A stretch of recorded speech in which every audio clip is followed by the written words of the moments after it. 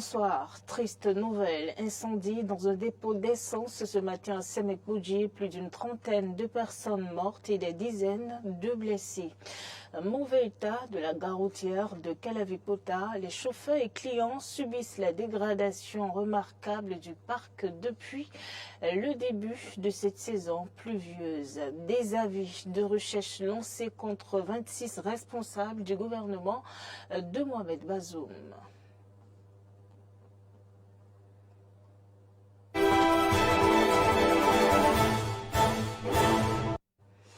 Merci d'avoir pris le rendez-vous de l'information ce samedi soir sur Eden TV. Le Bénin endeuillé par un drame qui s'est produit à Semekoudji, commune située près de la frontière avec le Nigeria. Dans la matinée, un incendie s'est déclenché dans un dépôt d'essence de contrebande situé dans la rue de l'église catholique de Sema. Et selon les informations obtenues de sources locales et sécuritaires par Libre Express, l'incendie de ce dépôt a fait 33 morts et plus de 38 blessés. Les blessés ont été transportés dans un hôpital de Porto Novo. Ce qui se passe ici n'est pas petit. Le nombre de corps calcinés par terre est plus d'une trentaine. Il y a eu tant de morts, au moins 38 blessés qui ont été transportés à l'hôpital, a confié une source locale présente sur les lieux du dit drame. Des spéculations sont faites tant sur l'essence de la station que sur l'essence frelatée, communément appelée le paillot. Et pendant que d'autres ne trouvent aucun intérêt à préférer le liquide de la station d'essence, d'autres le conseillent. On va suivre le reportage de Clémence Tonoucoin sur le paillot et l'essence à la pompe. L'approvisionnement de l'essence est un geste presque quotidien pour les motocyclistes et les automobilistes. Pour le faire, ils ont le choix entre l'essence de contrebande, communément appelée paillot, et les stations-service. Il est vrai que dans un passé récent, le coût du liquide précieux dans l'informel attirait plus de clients. Mais depuis quelques semaines, les clients sont partagés entre le paillot et la station. Je prends les deux, mais actuellement, pour le moment, c'est la station. Pourquoi la station? Parce que la station est mieux. Mais quand ils ont augmenté l'argent, ça m'a énervé. C'était 2 mois maintenant quand le gouvernement a dit de prendre la station. Moi, j'ai commencé à prendre pour la station, quoi. Et je vois une grande différence. Et depuis ce temps-là, je prends le carburant du station. Parce que ça aide le moteur. Je constate que mon moteur, ça donne un bon goût, quoi. Et ça donne une filtration au carburateur, au moteur, tout ça là. Et ça dure. Quand on dit pour le paillot là, non. D'ici quelques minutes, ça évaporé, quoi. Avant, je prenais à la station et aujourd'hui, les prix ont augmenté. Voilà que nous sommes en difficulté financière, il n'y a plus assez d'argent dans le pays et tout est devenu cher. Raison pour laquelle on s'aligne au bord de la voie. Et pourtant, ces consommateurs sont bien conscients des inconvénients de l'usage du paillot. Surtout au niveau de la voiture, on a beaucoup d'inconvénients. Il y a les pompes à essence qui se bouchent facilement. Le véhicule ne roule pas normalement comme ça doit rouler. On a l'usage des becs injecteurs, de la pompe. Il y a beaucoup de problèmes quand même côté des injections. Et l'essence au bord de la voie, bon, c'est pas bon. Parce que c'est les liquides, ils ont laissé ça en vrac. Donc le vapeur, les liquides, tout est déjà quitté dedans. Donc la manière, si tu prends l'essence, 1 litre à la station, si c'est 2 km que ça fait, au paillot, ça va faire au moins 1 km. Bon, si c'est seulement une unique station que tu fais, bon, si la moto veut faire 10 ans, ça peut aller avec les 10 ans. Mais si c'est paillot, il faut savoir que c'est à 7 ans. Dans les garages automobiles, les pannes dues à l'utilisation de l'essence paillot sont légion. La pompe à essence, le réservoir et le filtre, aucun compartiment n'est épargné. L'approvisionnement en essence paillot fait que les voitures ne répondent pas bien parce que ce n'est pas filtré. Ça contient des saletés qui bouchent le bec injecteur, le filtre à essence et autres, alors que l'essence de la station est filtrée et ça alimente bien le moteur. Pour ceux qui prennent le paillot, Parfois, quand vous démontez le filtre, il y a de la boue et de l'eau. Ou bien quand la voiture cogne et que vous ouvrez le réservoir, il y a de l'eau dedans.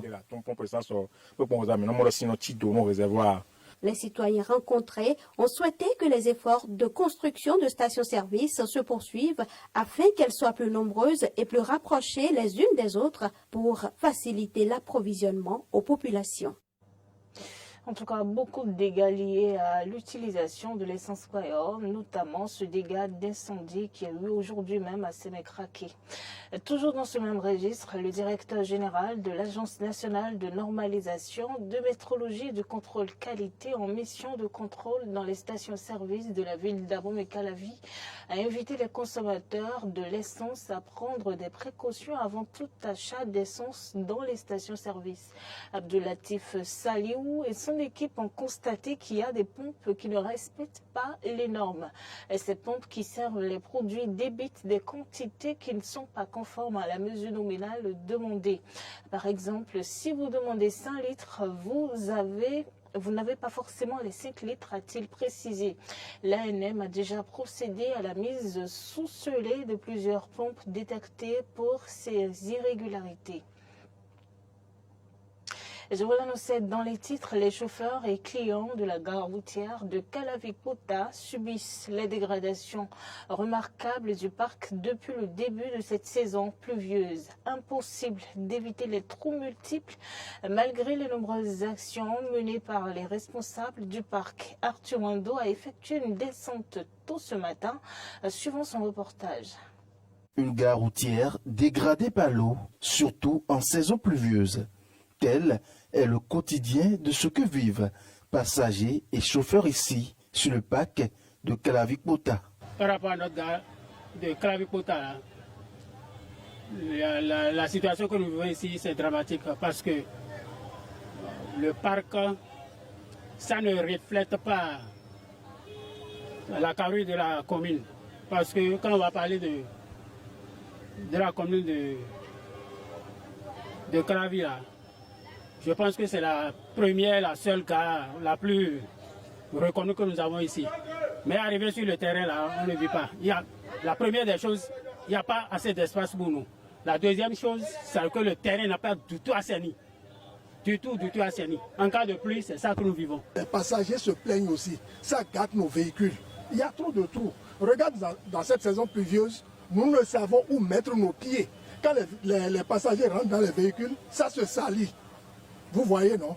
Donc c'est un peu ça. Même s'il est vrai que ce conducteur reconnaît les efforts fournis par le premier responsable du parc, la situation reste toujours gênante. Il y a le premier responsable de la gare routière qui essaie, avec ses forces personnelles, d'envoyer quelques camions de sable dans l'eau.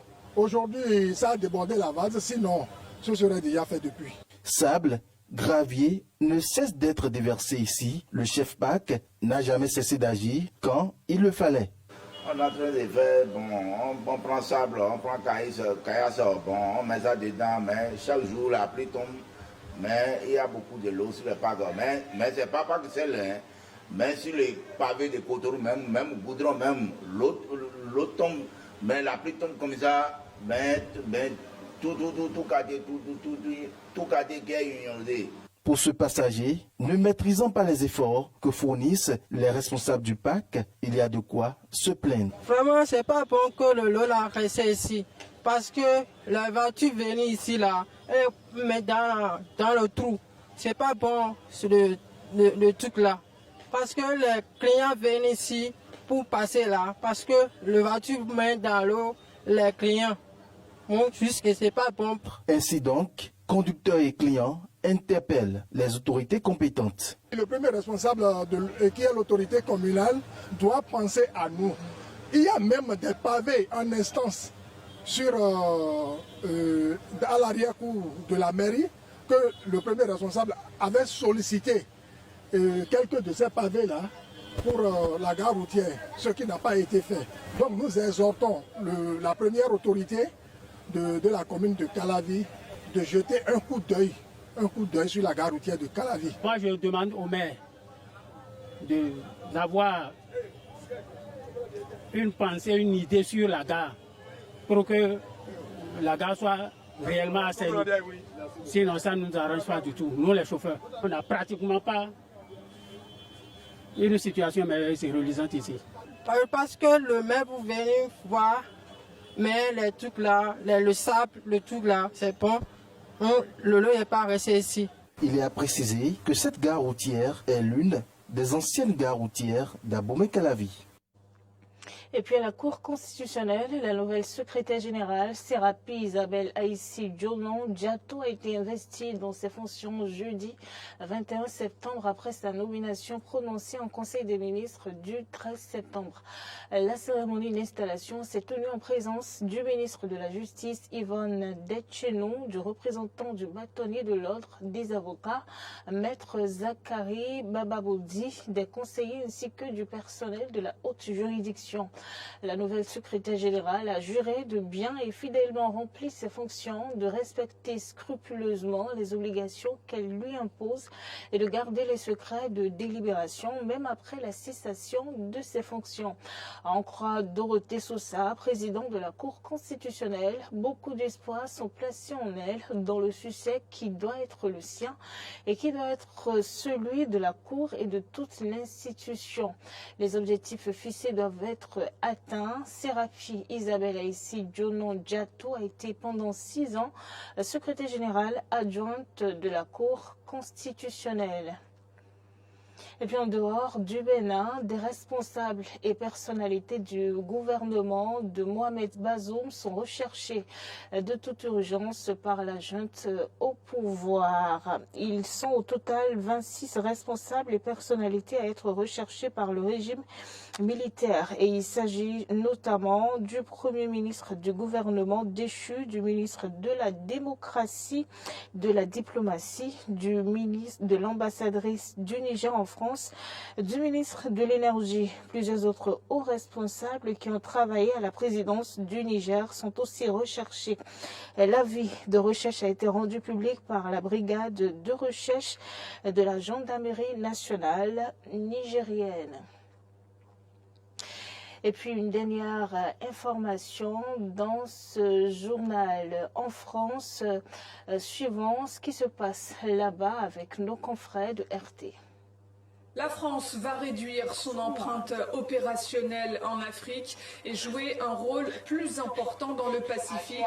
Déclaration du chef de l'armée de l'air française. En effet, après avoir plié bagages au Mali, au Burkina Faso et plus récemment au Niger, la France n'a pas d'autre choix que de prendre le large. Nous sommes une nation du Pacifique. Il est donc normal que nous soyons présents dans le Pacifique. Les gros avions de transport devraient jouer un rôle clé dans le développement de la stratégie française dans le Pacifique, région dans laquelle la France a plusieurs bases aériennes, comme par exemple en Nouvelle-Calédonie ou encore en Polynésie française.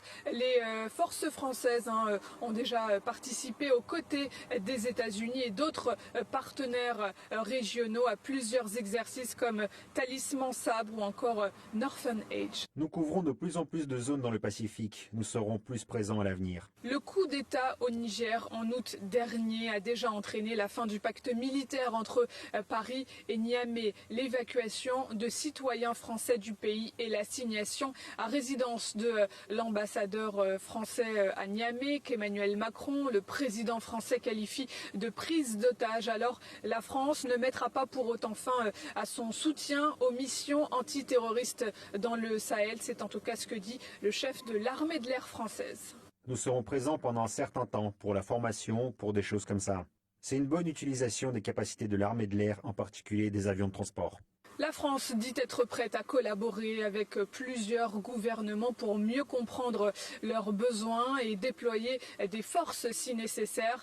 Pas sûr que cette main tendue soit acceptée tant la présence française est actuellement décriée sur le continent africain. Et c'est la fin de ce journal. Merci de nous avoir suivis. Toute notre compassion à la communauté béninoise, à tous les citoyens béninois, suite au drame, à l'incendie qui s'est produit à Sémékraki.